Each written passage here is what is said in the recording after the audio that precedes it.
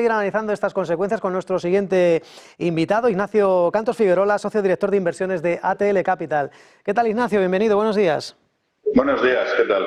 Bueno, ¿qué impacto está teniendo en los mercados esta tregua comercial a la Unión Europea? De momento, hoy en Europa, bastante bien, aunque cuando hubo tregua en China no dejó ese impacto tan sólido como se esperaba. ¿Crees que esta táctica de Donald Trump es acertada a tenor de lo que estamos viendo en las bolsas?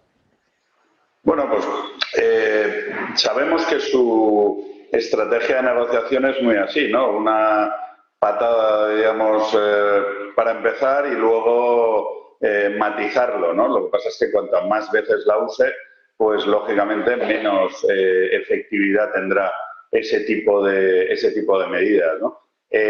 Vamos a ver, porque evidentemente la Unión Europea con todo, aunque Estados Unidos tenga algo de déficit con la Unión Europea, no tiene tantísimo como tiene pues con la India o con algunos países, perdón, la India, China, países del sudeste asiático y el propio México, ¿no?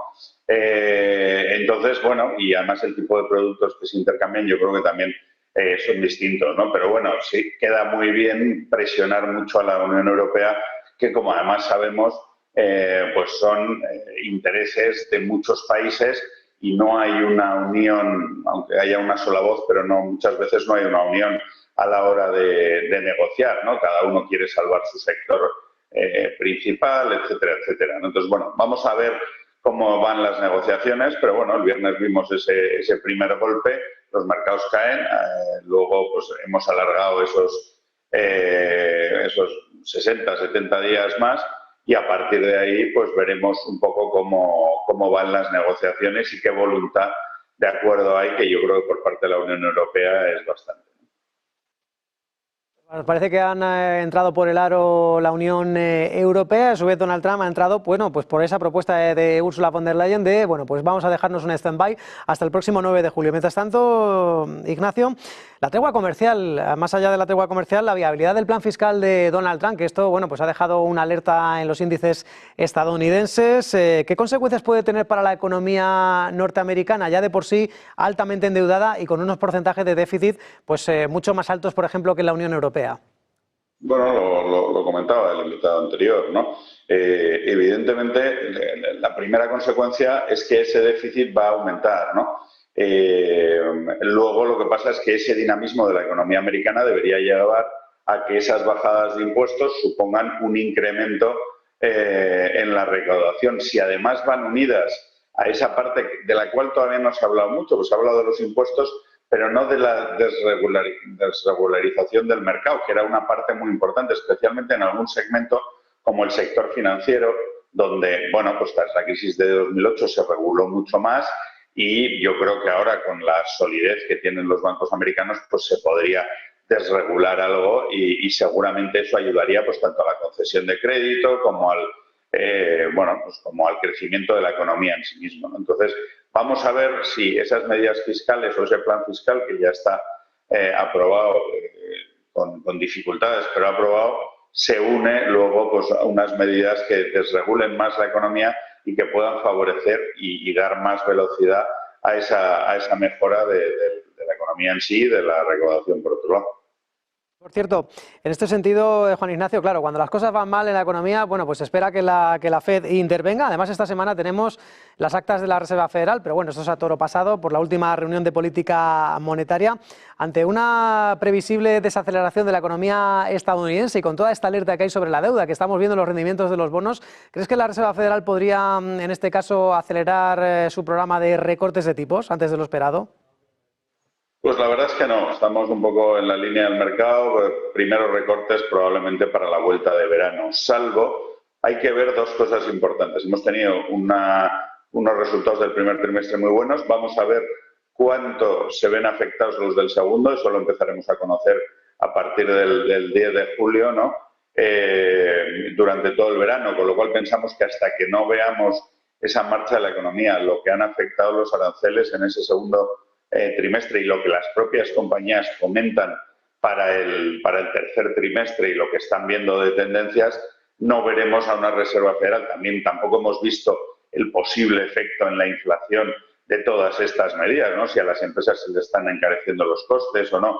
Entonces yo creo que con todas esas incertidumbres, una inflación que no termina de bajar y un crecimiento que se resiente algo, pero no tanto, vamos a ver también pues eso, algunos datos de crecimiento económico, a ver cómo va, y yo creo que con todo ese cóctel, la primera revisión del PIB que tendremos a finales de esta semana será importante para ver si el efecto de los inventarios hace que de esa tasa negativa que salió pase a positivo, y en cuanto pasa a positivo, ¿no? Pues vamos a ver un poco.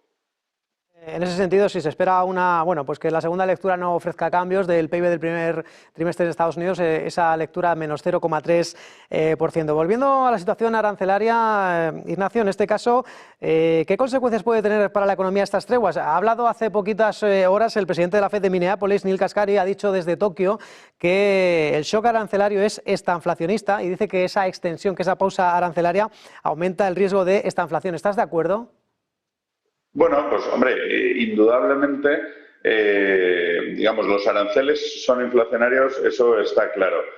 Si además la situación de incertidumbre, porque yo diría que hay en el crecimiento económico, por supuesto, los aranceles y los precios importan mucho, pero también importa un poco la confianza de los inversores, de los productores, y esa es la parte que hace que la economía también se pueda seguramente resentir, y de ahí la importancia del plan fiscal y de las posibles medidas desregularizadoras para compensar en parte el efecto de los aranceles, ¿no? Entonces, vamos a ver hasta qué punto efectivamente se ven afectados y qué margen le deja esto a la Reserva Federal para poder actuar.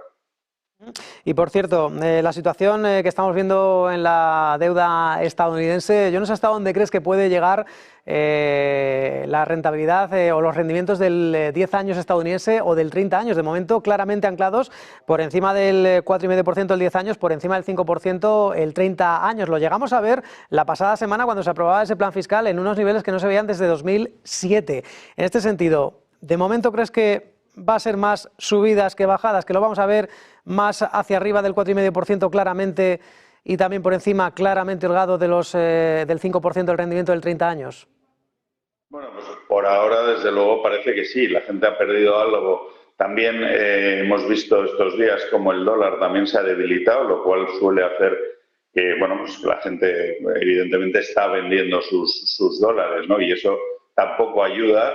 Y muchas veces para mantener y para retener a los inversores pues hay que compensarlo con mayores subidas de las TIRES para atraer a esos inversores, ¿no? Con lo cual la verdad es que la situación ahora mismo de la deuda americana es compleja por eso, porque todos sabemos que el déficit va a ser mayor y que en un primer momento pues puede haber más presión sobre las TIRES, ¿no? Vimos la última agencia que bajaba, o con la que Estados Unidos ya definitivamente perdía la AAA por ninguna agencia, ¿no? Pero aquí el gran shock sería si alguna agencia se atreve a bajar el outlook o incluso más, pues a dejarlo de AA más a AA, ¿no? Y entonces ahí sí que, pues como pasó la última vez, seguramente tendríamos una volatilidad muy importante, una subida importante de las TIRES y seguramente caída de las bolsas.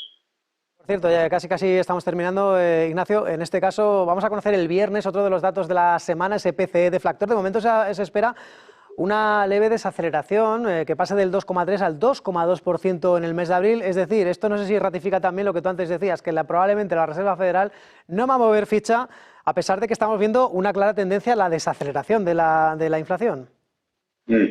Bueno, pues yo creo que sí, o sea, eso le dejaría argumentos, pero quiere ver también, yo creo, el efecto en el crecimiento de estas últimas medidas y a partir de ahí bajarlo. Luego el verano suele ser una época más de tregua en lo que respecta a las decisiones de bancos centrales, ¿no? Con lo cual yo creo que sí será en esa reunión de septiembre la que tendremos que estar todos muy pendientes para ver qué actitud toma y dónde está la inflación en ese momento. Terminar, la situación, uno de los grandes damnificados de los últimos tiempos está siendo el dólar. Hemos visto el índice dólar por debajo del nivel de 100 y sobre todo, principalmente, pues los pares, el euro, la libra, ganando terreno frente al billete verde, incluso también el peso mexicano. Ante estas perspectivas de tregua arancelaria y de un plan fiscal que amenaza con disparar aún más la deuda, ¿las perspectivas para el dólar son, Ignacio? Bueno, pues realmente las perspectivas para el dólar serían bajistas. O sea, yo creo, no me extrañaría verlo acercarse hacia esa zona del 1,20, que es verdad que en los últimos 8 o 10 años esa zona ha sido la que ha servido claramente de resistencia. Yo recuerdo una época que el arco que movíamos para el año era el 1,20, 1,15, ¿no? El 1,12, 1,21, una cosa así, ¿no? Entonces, yo creo que esa zona de 1,20 tiene varias resistencias antiguas bueno, vamos a ver cómo afronta el 1,15, aunque este está bastante más próximo, y luego a partir de ahí yo diría que la banda alta pues sería llevarlo al menos en este año 2025 hasta ahí. Si la situación de Estados Unidos sigue complicada, si vemos que al final el déficit se sigue incrementando sin que mejore el crecimiento, entonces puede haber más presión para el billete verde. Pues Ignacio Cantos, recordemos la situación en los mercados y estaremos muy pendientes. Socio director de inversiones de ATL Capital. Un abrazo, feliz negocio. Gracias a vosotros, un saludo.